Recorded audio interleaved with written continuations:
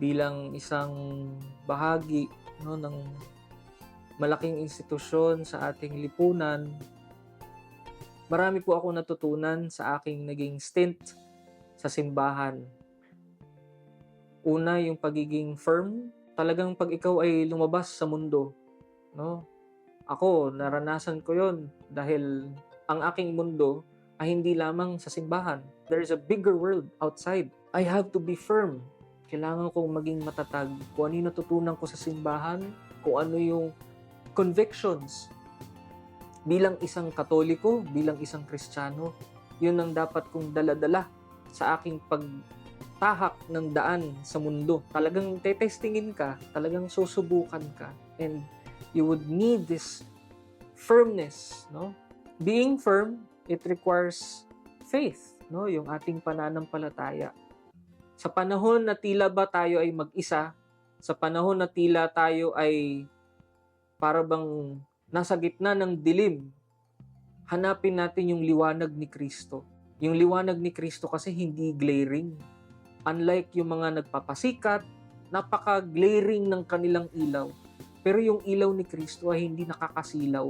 Kaya hanapin natin yung liwanag na yon na siyang magpapatibay ng ating pananampalataya. Yung pananampalataya natin, hindi yan dinadala lamang sa loob ng simbahan.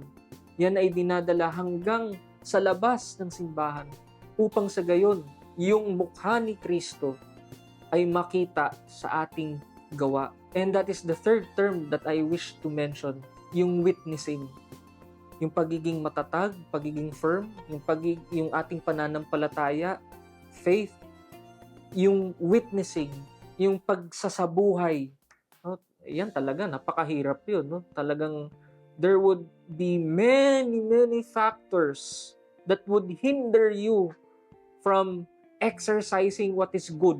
But at the end of the day, once we overcome those challenges, minsan masasaktan tayo. Ganito ba talaga ang mundo? Ako lang ba yung mag-isa nag-iisip ng ganito? Pero pag yun ay napagdaanan natin, napagtagumpayan natin, napakasayang feeling na salamat sa Diyos kasi isang natatanging biyaya na tayo ay gawing tulay ng Panginoon para siya ay magmingming sa maraming tao. Yung maraming tao na yun, maaaring yung ating pamilya, yung ating mga kaibigan, yung inyong mga kaklase, mga kaibigan, maging yung ating mga katrabaho. So, yung tatlong bagay na yun, be firm, have faith, and be a living witness.